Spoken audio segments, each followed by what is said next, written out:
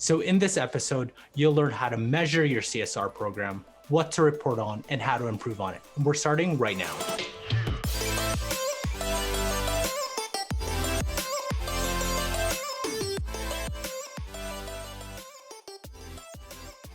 Hi everyone, I'm Carl. Welcome to the Social Impact Show, where CSR professionals get the latest strategies and tactics to help grow and develop their goodness and CSR programs. Now remember, if this is your first time on this channel and you want to get the latest strategies from the experts, hit the subscription button below, hit the little notification bell so you don't miss anything. So today I'm joined by Nicole Campbell, CSR expert, and we're going to actually talk about measurement. So Nicole, how would you go about measuring a CSR program once you've started it? That is a very tough question. And I think that it differs depending on what your CSR or CR program looks like. And let me explain. So some companies, and this may be you, have the broader, more genuine definition of corporate responsibility, which is all encompassing of pro-social acts. So that's, environmental or sustainability, DE&I, employee engagement, philanthropy, supply chain, all of those pieces that you'd have to have an overall strategy that you're measuring out on. But then within each of those pillars, you'd have your own impact metrics that you'd want to keep a pulse on. But then we have a lot of companies who we often are working with are focusing on maybe one or two or three of these pillars. And then that changes how you're going to be measuring the success on these things. And then the other variable here is what it is you're solving for with your programs. And we talk about this a lot in our other videos. So as an example, if you are truly solving for employee engagement with one aspect of your program, that's when you really need to figure out, okay, well, how do you define engagement? And we can give you some examples of those. It probably isn't a straightforward method of, measuring the impact of a website or measuring the impact of a marketing campaign. As hard as that is, this is a completely different scope and there's a lot of moving pieces to this, right? Yeah, it's really hard. And historically, people would report out on just the actions and the things that they were doing and investing rather than the outcomes. So impact is so hard to track. Like you have to, if you're working with not-for-profits on the other side, you have to rely on them having the resources and time and ability and skills to measure out on the impact that they're doing through their organization. And so to date, companies have just been reporting out on more so the inputs. So how much they've invested, how many, what percentage of their people are giving back, how much of their own money, how many volunteer hours, and what are the stories that they have. And the thing with that is, there is absolutely a place for that type of reporting, but companies have been putting these on their websites as a CSR report, but who's reading them, right? No one's going to go on and I would argue, just based on experience, and download this report.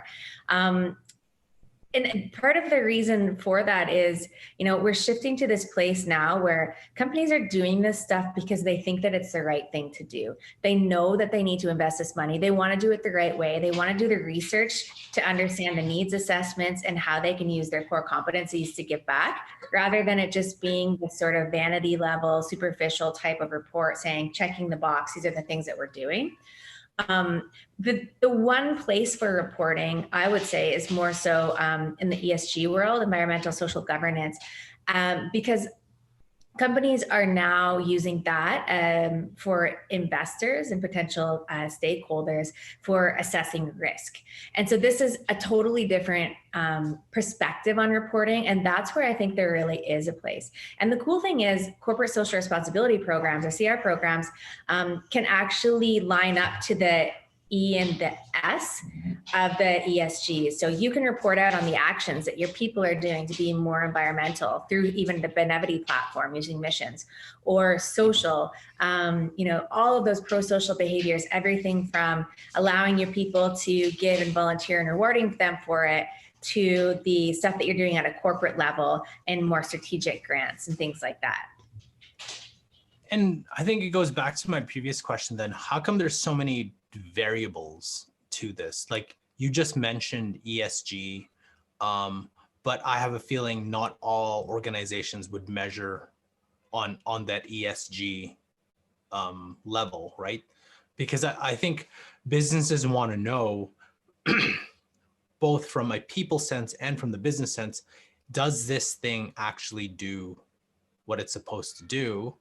And what is the positive impact to the business itself, right? It's a great question. And the reason why is similar to what we talked about in other videos, that there are just so many different justifications and reasons and years of history within these companies that make the needs for reporting and the expectations on from their stakeholders a little bit different, depending on who it is, how much they're investing, and things like that. Is there is there specific tools that you use? Is like, Yeah. I don't know, maybe I'm just making it, I'm simplifying, is like there's spreadsheets or things that people can download, or where would one go if you're just starting to see how, you can show your executives or show your team the impact of your programs? So like, is there anything like that, or is it more customized for each organization? Yeah, so every organization has its own success metrics. And like I was saying before, some of them are really challenging because you can't prove true impact. You can measure the inputs that you're making. So some companies, like I said, are measuring the dollars invested. They're benchmarking against peers. They're tracking participation of their people in these types of pro-social things. And then at a deeper level, you can start to measure engagement. So if you're thinking about employees engaged in these programs, if you think of it as a scale of levels of engagement, you can have people participating in a transactional way. So they're donating their money, they're giving their time because the company asked them to. As you move them along a scale of engagement, then with your support and your program, you can get to a point where you're measuring how many voluntary and giving opportunities they're setting up themselves. Arguably, that level of investment is initiating themselves is a higher level of engagement. And so people are either using CSR reports or they're measuring the inputs that people are making, but they're unable to measure the outputs. Do you see what I'm trying to say? So I do. And it's interesting because it's, I guess, how your program is set up is kind of how you're going to measure the impact of your program too, right? That's what I was saying in my opening. Yeah, exactly. So every company is so different, and how you're measuring it is based on, if you have an overarching CR strategy with all of these pillars, you're measuring out on all of those things. Some companies just use one pillar and call it their CSR program, and then they're trying to measure it on that. But in any case, it's impossible not impossible, but it's very challenging to measure the impact on the communities. All you can do is sort of connect those dots between the inputs that are being made and assuming that they're being used in a reasonable way on the other side. And then you can measure internal things like employee engagement, the voice of the employee, how they perceive these programs, how it makes them feel. Those are typically the things that companies are measuring out on. And in a lot of cases, companies are creating dashboards that they present to their leadership on, say, a monthly basis or a quarterly basis, just so people can track the engagement and usage of these programs over geographies and regions and time. So that's it. You can hire external consultants to get more into the impact measurement. I believe ESG is one of those, but even through Benevity, I mean, you're able to measure all of the actions of your employees and how that develops over time, which I think is a big part of why these programs exist for a lot of companies in the first place. And remember, if you're getting value from this video, make sure to hit the like button. And the question of the day I have for you is, how do you measure your CSR program and what have you found effective? Let us know in the comment section below. So Nicole, how do you go about actually making sure your program's actually working? So how do you check in? What kind of metrics are you using? Less about you reporting to another group, but just making sure that the program itself is running efficiently. Yeah, that's a great question. I think this goes back to having really clear goals about what you're trying to achieve. Not even just on an annual basis, but say quarterly goals of you hope to do X. And then if you have a clear objective in mind, then you can start to test the reality against it. And this is as an example of this, even from an employee engagement type of program around giving and volunteering.